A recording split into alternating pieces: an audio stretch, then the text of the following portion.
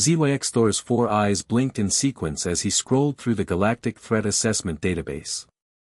As a newly appointed intelligence officer for the Vraxian Empire, he'd been tasked with identifying potential conquest targets in the outer spiral arms. Most planets were rated green for easy acquisition, or yellow for moderate resistance expected. Then he found Earth. The entry was blood red, marked with 17 different warning symbols, and carried a threat classification he'd never seen before: avoid at all costs, do not engage. This must be an error, HFY muttered, checking the planet's statistics. Single species dominance. No faster-than-light travel. Primitive nuclear technology. They should have been the easiest target in the sector. He called over his supervisor, Commander Thel-9. Sir, I think there's a database corruption. This planet Earth is marked as maximum threat, but their technology level is barely Category 2. Thel-9 went pale, his skin shifting from confident purple to fearful gray. That entry is not an error, junior officer. That entry has been updated 47 times. By 47 different species. All of whom learned the hard way. But how can such a primitive? Let me show you something, Thel-9 interrupted, pulling up a video file. This is from the Krell invasion force. 20,000 warriors, best weapons in the quadrant. Watch what happened when they tried to peacefully subjugate one human military base. The video showed armored Krell troops advancing on a fortified position. The humans were outnumbered 10-1. Then the shooting started. 6 hours later, the Krell retreated. Of the 20,000 who landed, fewer than 3,000 made it back to orbit. They didn't just fight back, Thel-9 explained. They counterattacked. They captured Krell weapons and reverse-engineered them during the battle. During the battle, one human soldier, they call them Marines, took out a Krell heavy gunner, figured out how to use an energy cannon in under 2 minutes, and used it to destroy 3 Krell transports. HFY felt his confidence draining. Perhaps the Krell were simply unlucky. The Krell were the 15th species to try. Every invasion has failed. The Zorgoth Hive sent 1 million drones. The humans reprogrammed half of them and sent them back. The Chureks tried orbital bombardment. The humans tracked the trajectory, built rockets during the attack, and destroyed 2 warships before the fleet could escape. What are these creatures? Survivors, Thel-9 said grimly. They evolved on a death world where everything tried to kill them. Their own planet created them through endless warfare with nature itself. They call it persistence hunting and adapt or die. They've been doing it for millions of years. HFY stared at the red warning on his screen. 47 species had learned this lesson. He didn't want to be the 48th. The trading post at Epsilon Station buzzed with the usual chaos of intergalactic commerce. HFY sat in a dingy bar, still shaken from discovering Earth's database entry. An elderly Brintok merchant named Kessler, scarred and missing one of his 3 arms, slid into the booth across from him. "You've got that look," Kessler rasped, his translator crackling. "Young officer, just discovered humanity's file?" HFY nodded slowly. "How did you know?" "Because I had the same look 50 cycles ago. Back when I thought I could make easy profit trading with primitives." He poured himself a drink with his remaining arms. "Want to know what humans are really like? I'll tell you my story. Free of charge. Consider it a public service." The merchant's eyes grew distant. "I was running a simple operation, land on pre-FTL worlds, trade cheap trinkets for valuable resources. Easy money. We spotted Earth, saw they had barely left their own planet, and thought we'd hit the jackpot. We set down in a region they called Alaska. Remote, cold, perfect for quiet trading. We approached a small human settlement, offered them what we thought were amazing gifts, basic replicator tech, simple medical devices. In exchange, we wanted mineral rights to a nearby mountain range." Kessler's expression darkened. The human leader, a woman named Margaret, looked at our gifts. She was maybe 60 of their years, weathered face, calm eyes. She examined each device carefully, then smiled and said, "No deal." We were shocked. We offered her technology centuries beyond her civilization. But Margaret explained something that still haunts me. She said, "I don't trade what I don't understand, and I don't sell what I can't replace." My captain got angry, tried to intimidate her. Big mistake. Within minutes, 20 humans appeared from nowhere. They'd been watching us the entire time. They had weapons pointed at us from positions we never detected. Margaret calmly explained that if we didn't leave immediately, we wouldn't leave at all. HFY leaned forward. "Surely you're superior technology."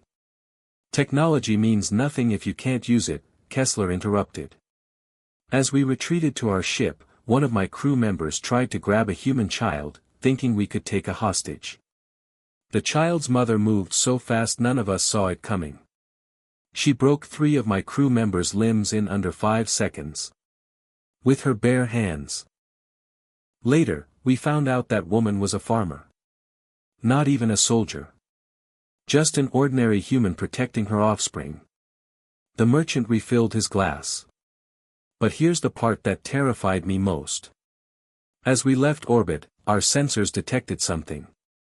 The humans had tracked every system on our ship during the 20 minutes we were on the ground. They'd mapped our technology, recorded our language, analyzed our biological signatures. All without us noticing. 6 months later, I heard reports of human radio signals broadcasting in my language, teaching other humans about our species. They'd learned everything from one brief encounter and were preparing their entire planet for future contact. Kessler fixed HFY with an intense stare. "You want to know what makes humans dangerous? It's not their aggression. It's their learning speed. It's their absolute refusal to stay down. It's their ability to look at something that should kill them and think, how can I use this?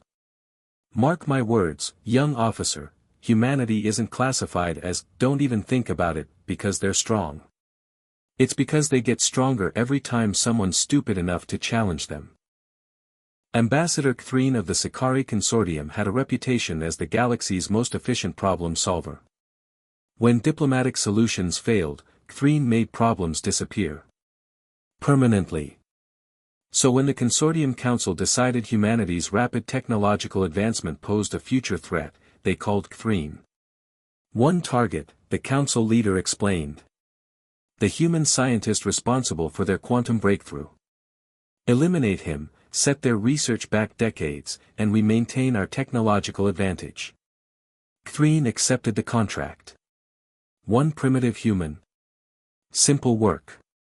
Dr. James Mitchell worked at a research facility in Geneva. Catherine studied his patterns for weeks, the morning coffee routine, the evening walk through the park, the predictable schedule of someone who lived in his head more than reality. The perfect target. Catherine chose a busy marketplace for the hit. Crowded enough to escape in chaos, public enough that other humans would be too panicked to respond effectively. The weapon was a Sakari neural disruptor, invisible to human technology, untraceable. Everything went perfectly. Catherine lined up the shot, fired, and watched Dr. Mitchell collapse. Clean. Professional. Over in seconds. Then things went wrong. A human woman who'd been standing nearby, later identified as Rachel Torres, an off-duty paramedic, immediately started treating Dr. Mitchell. She didn't panic. She didn't scream. She assessed, acted, and barked orders at bystanders who obeyed instantly. Within 90 seconds, humans had locked down the entire area. They didn't know what weapon was used or where the shot came from, but they treated it like a military operation. People formed a protective barrier around the victim. Others documented everything with their communication devices. Someone had already contacted medical services and described symptoms Catherine didn't think humans could recognize. Catherine tried to leave, blending into the crowd. That's when the complications escalated.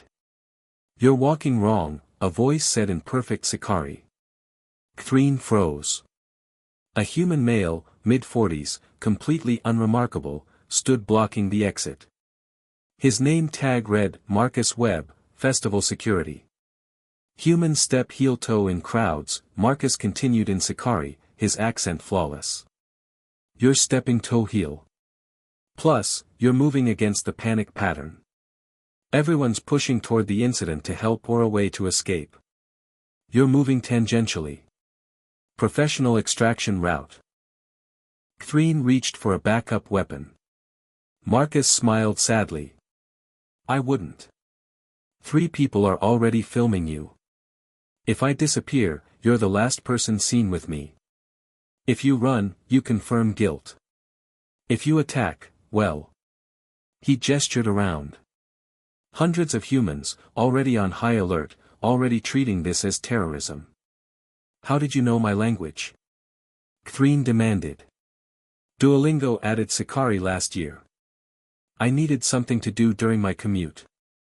He said it like learning an alien language was equivalent to a crossword puzzle. Catherine was extracted by Sakari operatives 6 hours later, but only after human intelligence agencies had collected DNA samples, recorded biometric data, and tracked 3 different Sakari assets in the city.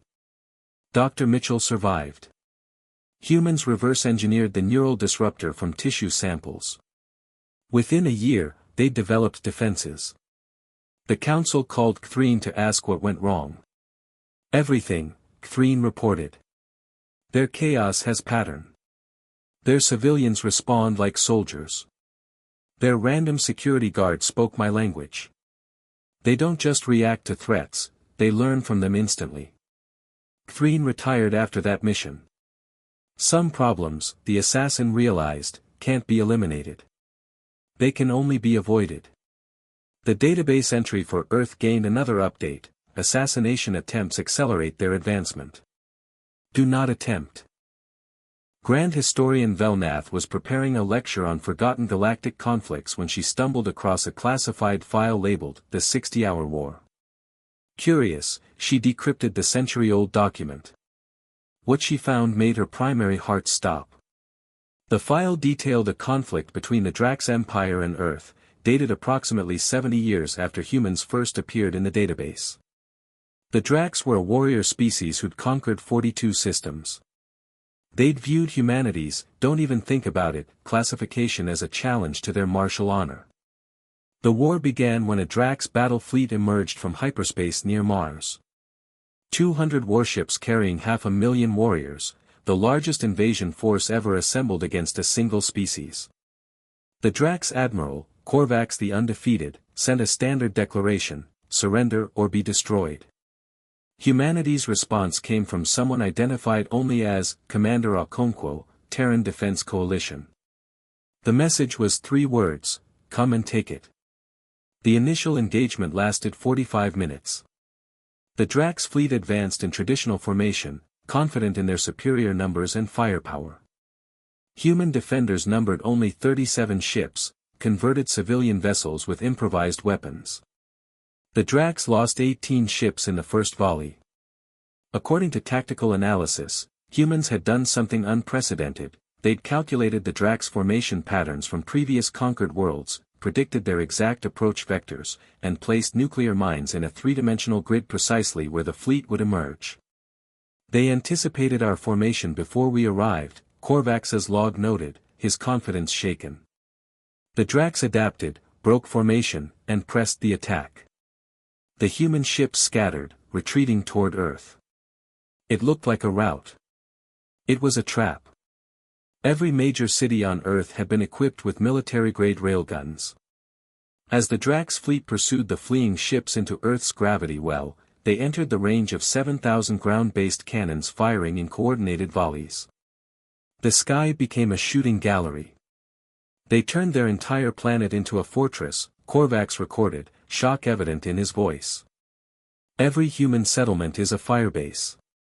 Every orbital facility is a weapon platform. They didn't build a defensive line, they built a defensive sphere. Hour 20, the Drax landed ground forces in Australia, determined to at least achieve surface victories. The initial reports were optimistic, minimal resistance, easy territorial gains. Hour 24, ground forces requested emergency extraction. The humans had deliberately let them land in the outback, then surrounded them. The minimal resistance had been civilians evacuating. Now the military arrived. They let us choose our landing zones, a Drax squad leader reported. Then they made those choices into graves. Hour 36, a Drax commando team attempted to capture a human leader for hostage negotiations.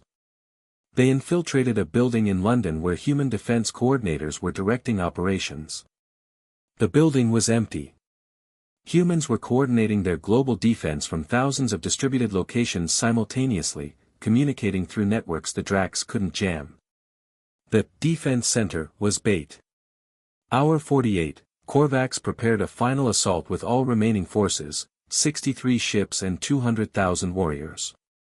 He'd learned human tactics, adapted Drax strategies, and planned a multi-vector attack that no defense could anticipate. He transmitted his attack plan in a secure Drax battle code that no enemy had ever cracked. Hour 49, human forces transmitted the complete Drax battle plan back to Korvax in his own code, then added a message: "We can read everything you send. We've been able to for 30 hours. We're telling you this now as a courtesy. Leave, or we stop being polite." Hour 60, the Drax retreated. Of 200 ships, 73 survived. Of 500,000 warriors, fewer than 100,000 made it home. The file's conclusion, written by an unknown Drax historian, haunted Velnath: "We are a warrior species. We understand combat, honor, and glory in battle. Humans are not warriors. They are survivors who learn to fight because their planet gave them no choice. Warriors seek glorious victory. Survivors do whatever it takes to live. There is no honor in fighting survivors. There is only death." The Drax Empire never recovered. Within a decade, they'd collapsed from internal pressures. Humans never mentioned the war in their public records. They simply added the Drax to their potential threats list and continued preparing for the next challenge. Velnath closed the file and updated her lecture notes. Some conflicts, she realized, are forgotten because the victors don't want the lesson taught. First Contact Protocol Officer Gentax had handled 300 successful first contact scenarios. She'd mediated disputes between hive minds and individual consciousness species. She'd negotiated trade agreements between methane breathers and oxygen breathers. She was the Galactic Council's best. Then they sent her to Earth. "This should be simple," her supervisor explained. "Humanity's been aware of galactic civilization for 15 years. They have representatives in the outer councils. We just need formal Earth integration into the main Galactic Council. Standard procedure." Gentax reviewed the file. Despite Earth's notorious database entry, their diplomatic encounters had been surprisingly peaceful. Humans were careful, measured, and reasonable in negotiations. This would be easy. She arrived in New York with an escort of 3 ships, standard diplomatic procedure, enough to show respect without seeming aggressive. The human government had prepared a formal reception. Everything went perfectly until the dinner. The menu was designed to showcase both human and galactic cuisine. Gentax's species, the Valkyrie, were obligate carnivores. The humans had researched this and prepared appropriate protein dishes. Thoughtful. Then the human diplomat, Ambassador Williams, asked a simple question: "Where does the protein come from?" "Processed livestock from our agricultural worlds," Gentax explained. "Standard synthesized nutrients, very efficient." "Which species?" Williams asked, smiling politely. "Primarily Kresh. They're raised specifically for consumption, genetically optimized for." Williams set down her fork carefully. Very carefully. "The Kresh are sentient." "Well, yes, but these are the domesticated variant. They've been bred for thousands of years to." "You're describing slavery and murder," Williams interrupted, her voice still polite but somehow terrifying. You're telling me the Galactic Council's standard practice involves breeding sentient beings for food? Gentax felt the temperature in the room drop. Every human had stopped eating. They weren't aggressive. They weren't angry. They were perfectly, completely still in a way that made Gentax's survival instinct scream danger. It's not. The creche lack full cognitive function. They're legally classified as non-persons due to genetic modification you forced on their ancestors, another human delegate said quietly. You created slaves who can't complain about being slaves. The diplomatic dinner ended quickly. Gentax returned to her ship confused. This wasn't in the protocol. Humans ate meat themselves. They'd prepared meat dishes. The next day's negotiation session was where things truly collapsed. We've reviewed the Galactic Council Charter, Williams began. Section 47.3 allows member species to practice cultural traditions without interference, correct? Yes, of course, Gentax confirmed, relieved they were back to legal frameworks.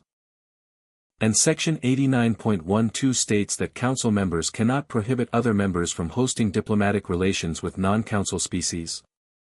That's correct. Williams smiled. Not a friendly smile. Then we have a proposal.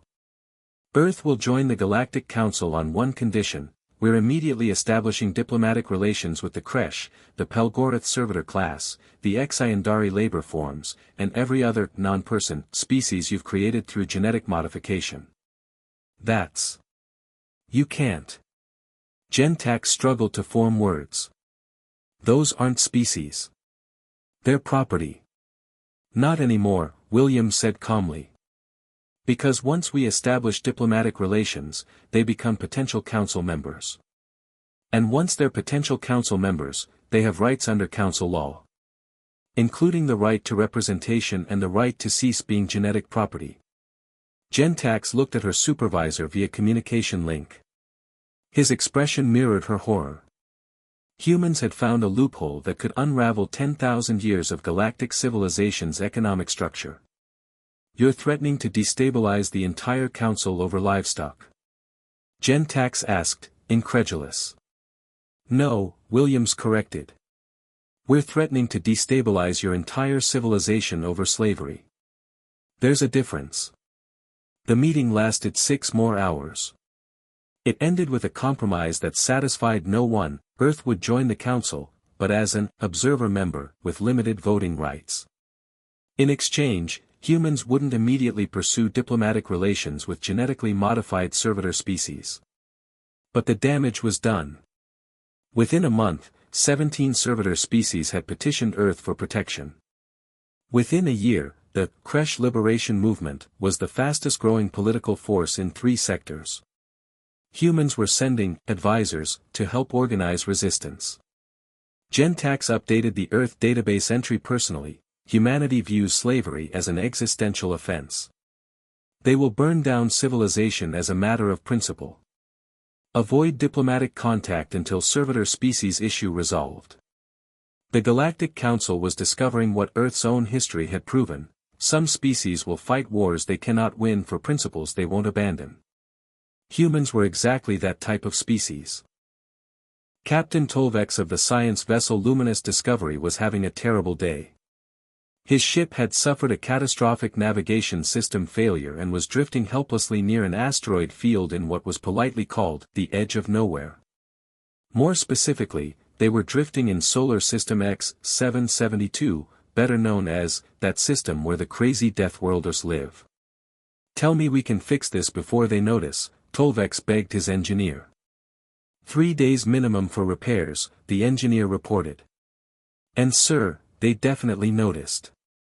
On the view screen, a human vessel approached. It was obviously civilian, asymmetric design, visible hull patches, what appeared to be actual paint markings instead of proper identification codes. It looked like it had been assembled from spare parts by someone who'd learned engineering from entertainment videos. A communication request came through. Tolvex accepted with resignation. Vessel Luminous Discovery, this is the freighter determination. We're seeing you're dead in the water. You folks need assistance. The human's accent was thick, translator struggling with idioms. We appreciate the offer, Tolvek said carefully, remembering every warning about human contact, but we can manage our own repairs. There was a pause. Buddy, you're drifting toward the Kessler belt. In about 6 hours, you're gonna be in the middle of 10,000 rocks moving at relativistic speeds. Your hull plating ain't rated for that. Ours barely is, and we work this field. Tolvex checked the navigational data. The human was right. Without engines, they'd drift directly into the asteroid field. We would appreciate assistance, he admitted, hating every word. An hour later, a human in a worn pressure suit maglocked onto their hull and knocked on the airlock. Actually knocked, like they were visiting a neighbor's dwelling.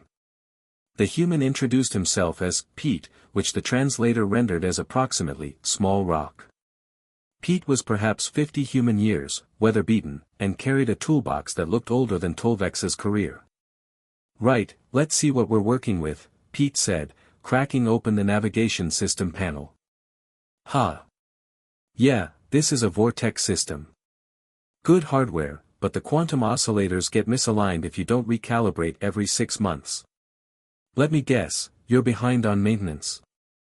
Tolvex bristled. We maintain our systems according to vortex specifications. Yeah, that's the problem. Vortex specs assume you're flying in stable space. You're way out here in the cosmic boonies. Different conditions, different maintenance needs.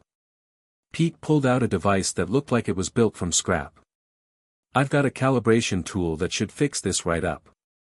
I don't think that's compatible with our systems, Tolvex said nervously. Probably not according to the manual, Pete agreed cheerfully, already connecting cables.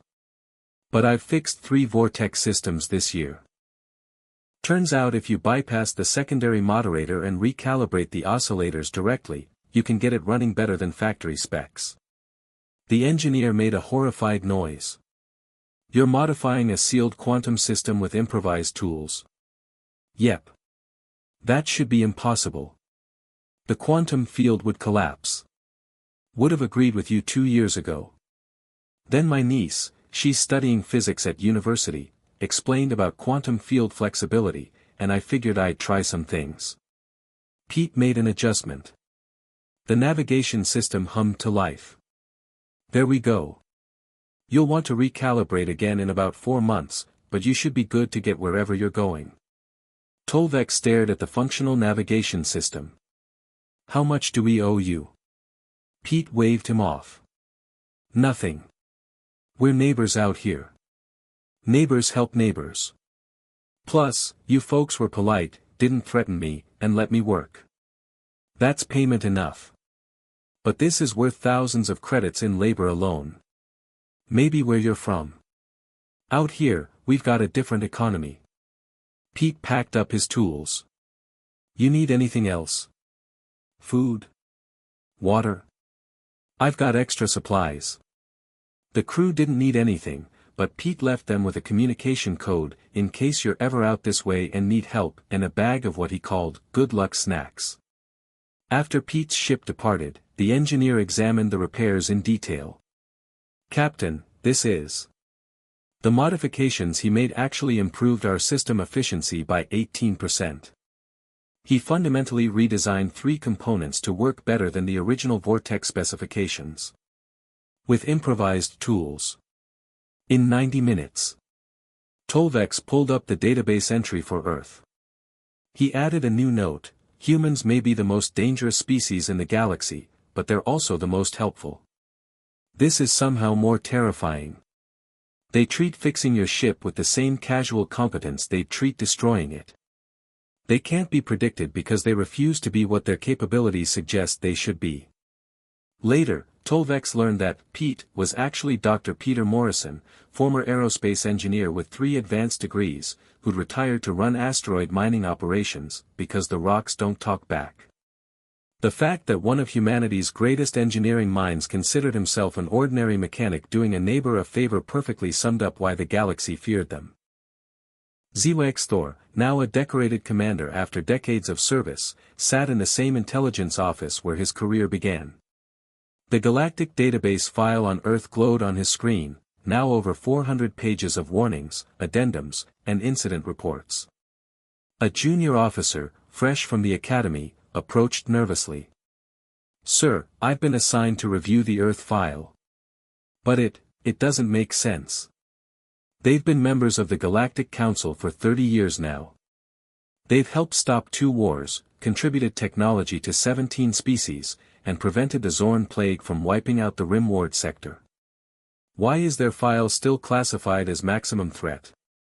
HFY Thor gestured to the seat across from him, the same seat where his old commander had first explained humanity to him 5 decades ago.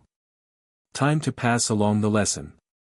"Tell me, junior officer, what's the most dangerous predator in the galaxy? The Krell warlords? The Sicari assassins? No. Humans." HFY Thor pulled up the latest reports. "Let me show you something. 3 weeks ago, a human exploration vessel encountered a Velgorian hive ship attempting to establish a colony in what the Velgorians thought was uninhabited space. I read that report. The humans offered to share the system peacefully. Yes. And when the Velgorians refused and attacked, what did the humans do?" The junior officer consulted her notes. "They disabled the hive ship without casualties, rescued the Velgorian queen from a failing life support system, repaired their vessel, and escorted them to a better system for colonization. Then they taught the Velgorians how to identify suitable systems without conflict." Exactly. In the span of 6 hours, humans went from being attacked to saving their attackers and making them allies. That's what makes them dangerous, not their weapons or their violence, but their absolute refusal to be what we expect. HFY Thor pulled up more files.